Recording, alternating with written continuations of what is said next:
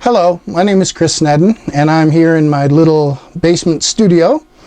And I've been asked to produce a little video about throwing plates on the potter's wheel for the London Clay Arts Centre folks, because we're going to be doing a big fundraising event called the Ultimate Blue Plate Challenge. So there I've got a flat bottom on my lump of clay. This is about 4 pounds of clay to make a dinner size plate. Now if I take and I pack this in, because plates are all bottom, right? So it's really important to compress the clay on the bottom of the plate.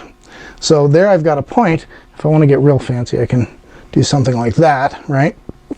And when I throw this down on the wheel, or the bat, this will, automatically be compressing some clay.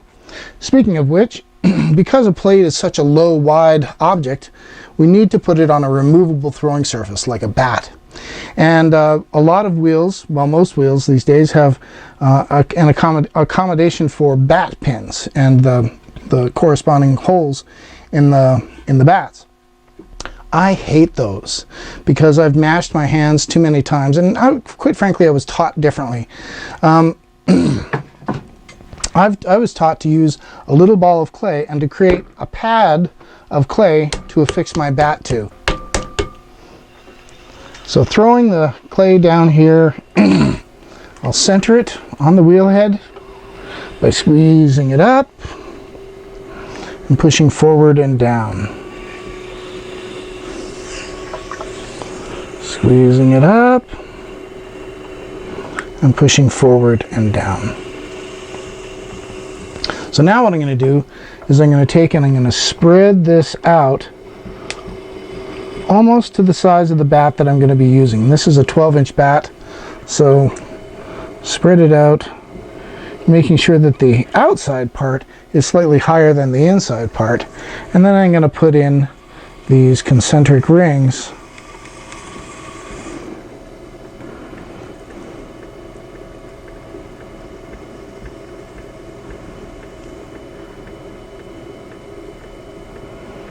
And that, when I take and put my bat on there,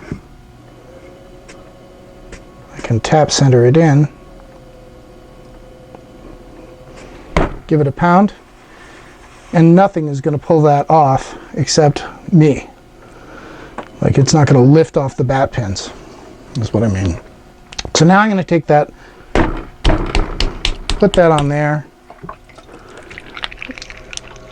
push it down a little bit so it sticks, and then squeeze it up and push forward and down.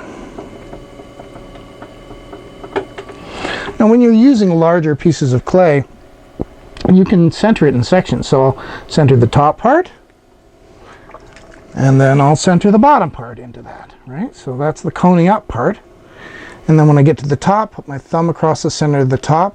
This muscle here rests against the top of the clay, and I just lean forward and let the wheel do the work for the moment. Brace my elbow in against my body and just hold it there. Squeeze it up.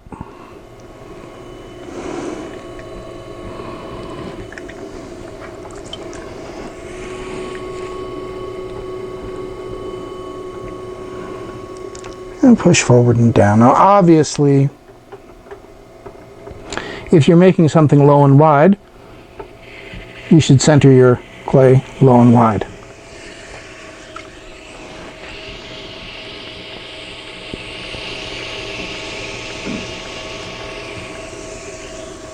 So now what I'm going to do is I'm going to take a wet sponge and I'm going to put it on the back of my hand.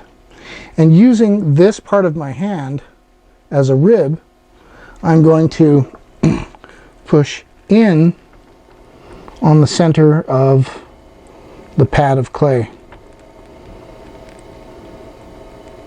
So what that's doing is that's compressing all of those little clay particles so that they end up being nice and strong and you don't get the dreaded S-cracks in the bottom of your plate. So there, and now I'm going to sweep out, and you'll see that this bone here is pushing the clay, and this finger here is going to contain the clay at the edge. So I'm going to push in and sweep out, and if it gets dry I can just squeeze my sponge.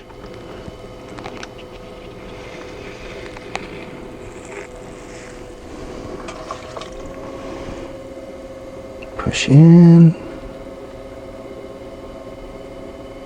sweep out.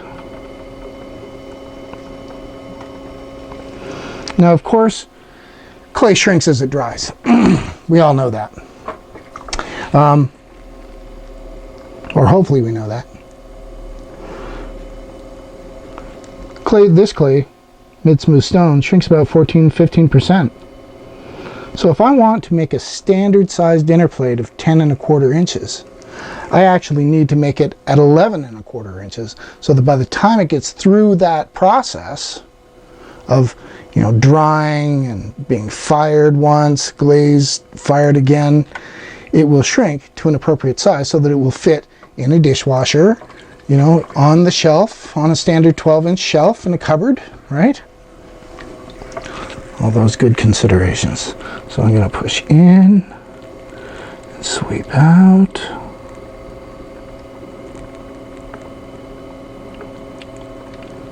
So you'll notice that I'm leaving, oops, clay doesn't like sudden movements.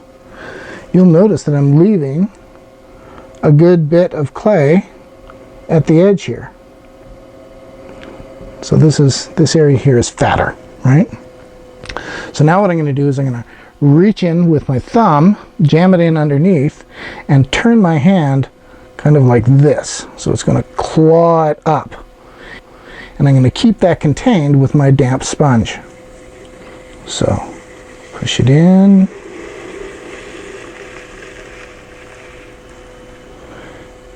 And then curl it all up.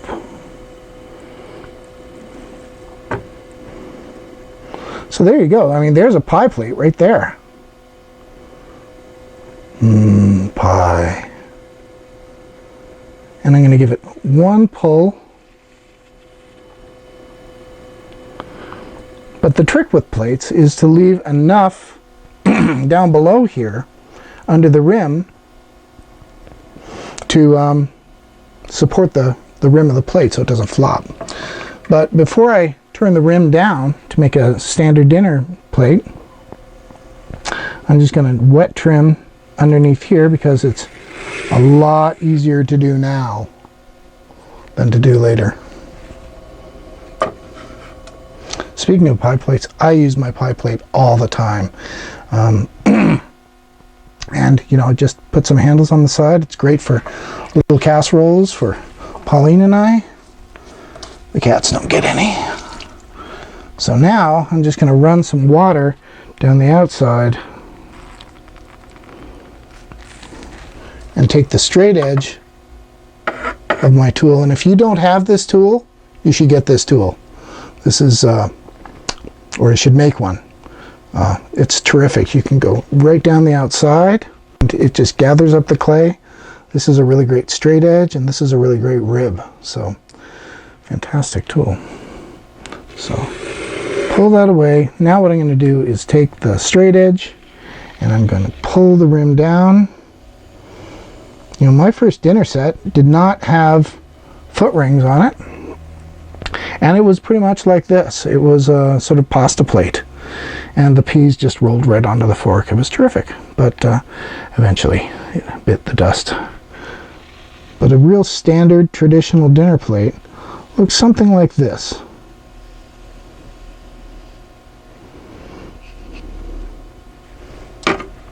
And then using my thumbs, clean up the edge on the inside rim, and then with my thumb, notice that I'm bracing my hand. I tend not to use ribs on plates. I don't know why, but I just don't. And plates, of course, are the potter's canvas. You know, most of the plates that I do are decorative plates, just because I like painting. It's fun, and using imagery and all that kind of stuff. So I tend to leave a lot of clay on the bottom because I want a nice deep foot ring that I can make accommodation for hanging the plate on the wall. Clean up the rim. Some people use a chamois for that. I just use my, where's my chamois? Where's my chamois? No, I got my hands. They're right here all the time. So I just use my hands. So now my plate is done. You know, you can do all sorts of things with your plate. You can mess around with the rim. You can do whatever you want. But I'm just going to leave it a plain plate. And now, most importantly, don't forget to cut it off of the bat. Because sometimes it comes off, sometimes it doesn't. So I'm going to get in there and make sure that you stretch your wire tight, tight, tight. Because I know that when I go through this, and the wider a piece is, the more that the wire rides up. And so that's another reason why I leave a lot of clay on the bottom of this, is so that even if the wire rides up a little bit, I've still got room for a good solid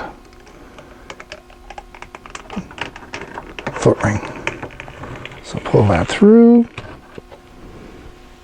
There we go. And now I'll take my trusty tool, take the slurry off the edge of the bat, get in there and wedge this up.